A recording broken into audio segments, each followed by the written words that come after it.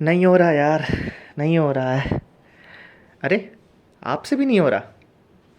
कोई बात नहीं, एनोनिमस मेंटोर है ना। मैं एनोनिमस मेंटोर आपके लिए लेके आया हूँ एक और नई वीडियो जिसमें मैं बताऊँगा कैसे क्रैक करें जेईन्स। ओके, देखो यार, mains is all about speed and strike rate.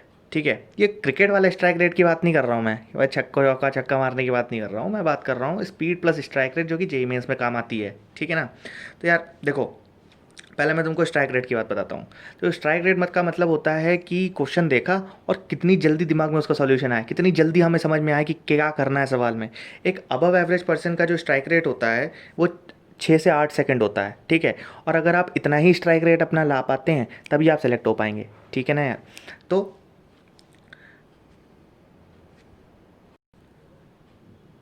Question कैसे चमका, कितनी जल्दी चमका, यही होता है स्ट्राइक रेट। ठीक है, और सेकंड चीज़ हम जानते हैं स्पीड, मतलब सवाल पहले तो स्ट्राइक रेट जरूरी है कि क्वेश्चन हमारे दिमाग में चमक गया हमको। ठीक है, फिर हम क्वेश्चन करना शुरू करते हैं तो जल्दी जल्दी जल्दी हम आंसर तक पहुंच पाते हैं। ठीक, अच्छा, एक समस्या इसमें भी आती है, बहुत से बच्चे भटक जाते हैं बीच में, कहीं गलत गलत डायरेक्शन में क्वेश्चन को ले गए, या कोई कैलकुलेशन मिस्टेक कर दी, या फिर उन्हें क्वेश्चन संभालना पड़ जाता है, मतलब ऊपर कुछ मिस कर दिया, कहीं टू से डिवाइड करना था वो भूल गए, कहीं हाफ कॉमन लिया था वो बाद में लाना भूल गए, इस तरीके की गलतियाँ होती हैं। ठीक, तो ये सब चीज़ें जो होती हैं आपकी प्रैक्टिस से कवर होती हैं। तो 2 पॉइंट बहुत ही अच्छे से याद रखना, स्पीड और स्ट्राइक रेट, ये दोनों तभी आएंगे जितने क्वेश्चन। स्ट्राइक रेट डेवलप होता है जितने ज़्यादा आप क्वेश्चन लगाओ, और स्पीड डेवलप होती है जितनी जल्दी से आप क्वेश्चन लगाओ। ठीक, तो पढ़ाई के साथ साथ जो 3 अलग इंपॉर्टेंट पॉइंट्स हैं ना, अपार्ट फ्रॉम स्टडीज़, जो कि आपके जेई मेंस में सिलेक्शन करेंगे, वो मैं आज आपको बताने वाला हूँ। ठीक, तो रेडी रहिएगा। पहला पॉइंट, दूसरा पॉइंट, तीसरा पॉइंट, तीनों मैं आपके बताऊंगा। Okay fine, let's start it. तो पहला पॉइंट जो है, ठीक है, तो पहला पॉइंट होता है कि seat for at least 1.5 to 2 hours continuously without any break। ठीक है, तो sit for at least 1.5 to 2 hours continuously without any break. तो ब्रेक, इसका मतलब ये हो गया, इसका मतलब ये हो गया कि आप कंटिन्यूसली पढ़ते रहें। आप अगर 1.5 से 2 घंटे कंटिन्यूसली पढ़ते रहेंगे कोई भी चीज़, आप क्वेश्चंस कर रहे हैं, आप क्वेश्चंस कर रहे हैं, आप थ्योरी पढ़ रहे हैं, ठीक है, आप कोई कंसेप्ट समझ रहे हैं, तो वो काम आप 1.5 to 2 hours कंटिन्यूसली करें, बीच में उठे ना। ठीक है, अगर आप उठ जाएंगे बीच में तो होता क्या है, जो हमारी ब्रेन सेल्स होती हैं, ठीक है ना, और ब्रेन में जो हमारे न्यूरॉन्स होते हैं, बहुत सारे न्यूरॉन्स होते हैं ब्रेन में। ठीक है, तो ये जो मेमोरी होती है हम लोगों की, जो हम लोग याद करते हैं चीज़ें, जो मेमोरी होती है, ये एक तरीके की करंट के फॉर्म में होती है, करंट के फॉर्म में होती है।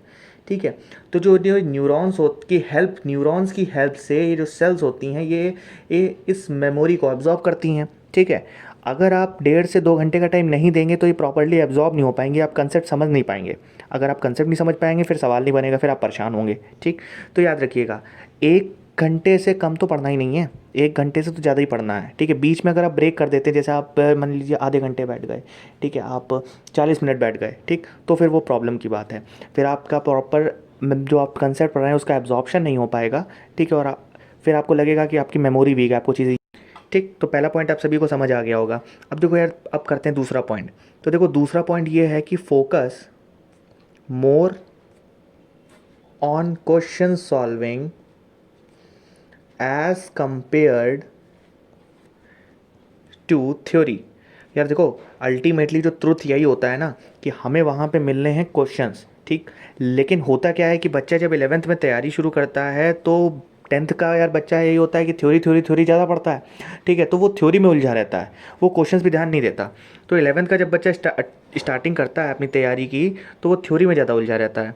इस वजह से क्या होता है ना, 11th का आधा टाइम तो उसी में चला जाता है। उसकी क्वेश्चन सॉल्विंग स्ट्रेटेजी जो होती है, जो क्वेश्चन सॉल्विंग स्ट्रेटेजी होती है, QSS अप्रोच बोलते हैं हम लोग उसको। ठीक है, टेक्निकली हम लोग उसको QSS अप्रोच बोलते हैं।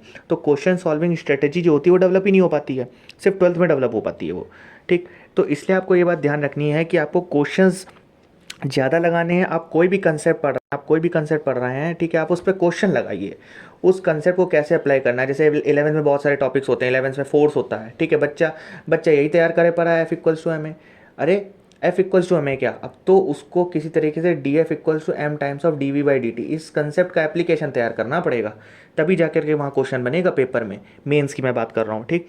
और दूसरा एक इसका जो इंपॉर्टेंट पॉइंट है ना, जो हम लोग मिस कर देते हैं, वो इंपॉर्टेंट पॉइंट ये है कि हर क्वेश्चन करते टाइम, ईच क्वेश्चन को अटेम्प्ट करते टाइम, ठीक है, ईच क्वेश्चन को अटेम्प्ट करते टाइम आप स्टॉप वॉच ले लीजिए यार, आजकल तो सबके पास फ़ोन है ना, तो स्टॉप वॉच लगाओ। कैसे? जैसे क्वेश्चन देखा हमने और तुरंत स्टार्ट कर दिया टाइम, ठीक। और हर क्वेश्चन को 2.5 से 3 मिनट के बीच सॉल्व करने का ट्राई करो यार, कि मतलब जैसे ये मैक्सिमम 3 मिनट हुए, आपका क्वेश्चन का आंसर आपके सामने हो गया।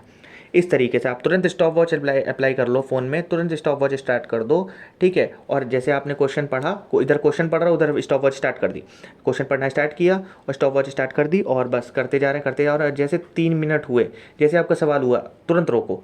तो पहले क्या होगा यार, पहले होगा, हो सकता है आपको 5 मिनट लग जाए, हो सकता है आपको 6 मिनट लग जाए शुरुआत में, ठीक है, ज़्यादा भी लग सकता है इससे टाइम, इससे ज़्यादा भी बहुत से बच्चों को 10 मिनट लग जाए, एक ही क्वेश्चन में उलझे हुए हैं, झिल ही नहीं रहा क्वेश्चन शुरुआत में, ठीक है। लेकिन धीमे धीमे ये टाइम कम होगा, 5 से 6 मिनट लगने लगेंगे, फिर और कम होगा, 3 मिनट पे भी आप आ जाओगे। इनफैक्ट बहुत से क्वेश्चन तो 1.5 मिनट, क्या 1 मिनट भी नहीं लगता है यार, 1 मिनट भी नहीं लगता, बहुत से क्वेश्चन तो ऐसे होते हैं, ठीक। तो ये बात याद रखना, ये टाइम की बात याद रखना, और क्वेश्चन ज़्यादा लगाओ थ्योरी के कंपैरेटिवली, थ्योरी भी पढ़ो, ठीक है, बट क्वेश्चन ज़्यादा लगाओ, ओके।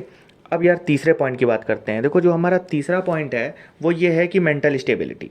यार ये ना सबसे ज़रूरी है। अच्छे अच्छे टॉपर्स होते हैं ना, टॉप करने वाले होते हैं, लेकिन अगर ये कहीं गड़बड़ हो गया, ठीक है, तो अब देखो यार मेंटल स्टेबिलिटी में ना क्या क्या गड़बड़ियाँ हो सकती हैं। पहला हो सकता है कि आप डीमोटिवेट हो जाओ, पहले तो यार ये ना होने दो आपको, ठीक है, आप डीमोटिवेट ना हो किसी भी तरह से, ठीक है, आप अपने आप को मोटिवेट करते रहो, ठीक, कि हमारे रैंक कमाई को सोचो नहीं यार, इन मनुष्य को कर्म करने का अधिकार है, फल की चिंता नहीं करनी है हमें, ठीक है, सिर्फ कर्म करना है, ओके।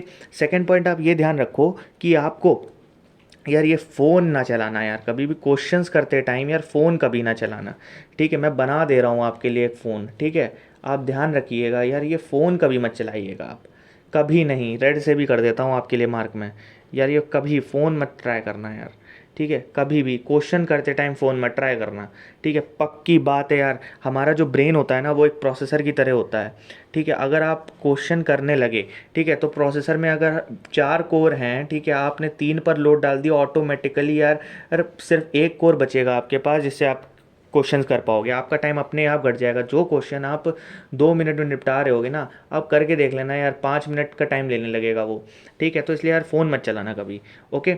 हमेशा आप पढ़ते रहो, आप फ़ोन से क्वेश्चंस करो, आप फ़ोन से क्वेश्चंस करो, कोई दिक्कत नहीं है, क्वेश्चंस करो आप, ठीक है, समझते रहो, ठीक है, थ्योरी पढ़ते रहो, कोई दिक्कत नहीं है, बट क्वेश्चंस करते टाइम मत चलाना, थ्योरी पढ़ते पढ़ते बीच में, ठीक है, ओके, क्वेश्चंस करते टाइम मत चलाना, ओके। तो ये बात एक याद रखना, मेंटल स्टेबिलिटी बहुत ज़रूरी है। एक डिमोटिवेट वाला पॉइंट हो गया, एक यार फ़ोन मत चलाना कभी बीच में, ठीक। और दूसरी बात, ये नहीं कर रहा कि यार पढ़ते जा रहे हैं और बीच में बात करते जा रहे हैं किसी से, ठीक है, टॉकिंग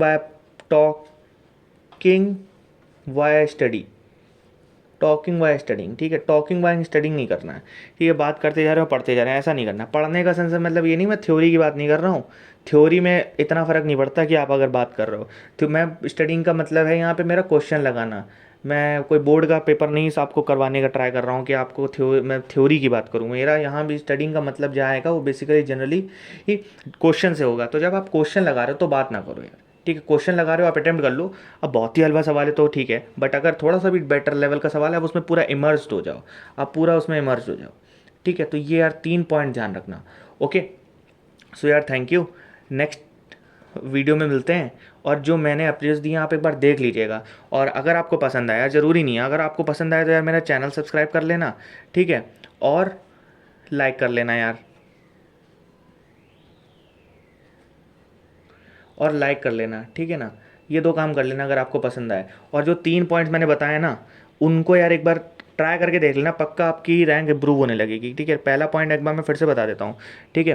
पहला पॉइंट देखो, पहला पॉइंट मैंने बताया था कि वही 1.5 से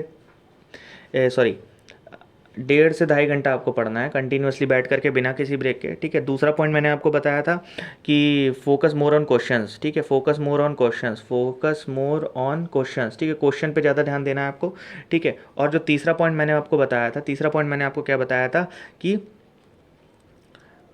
ये मेंटल स्टेबिलिटी वाला पॉइंट है, तो मेंटल स्टेबिलिटी, तो ये 3 पॉइंट्स आप ध्यान रखिएगा। मेंटल स्टेबिलिटी में वही 3 बातें आ गई थी, एक डिमोटिवेट नहीं होना है, एक फ़ोन नहीं चलाना है, और तीसरा बात नहीं करनी किसी से, ठीक है। Okay fine, thank you friends, okay bye, next video में पक्का मिलते हैं, जल्दी आ रहा है, ओके।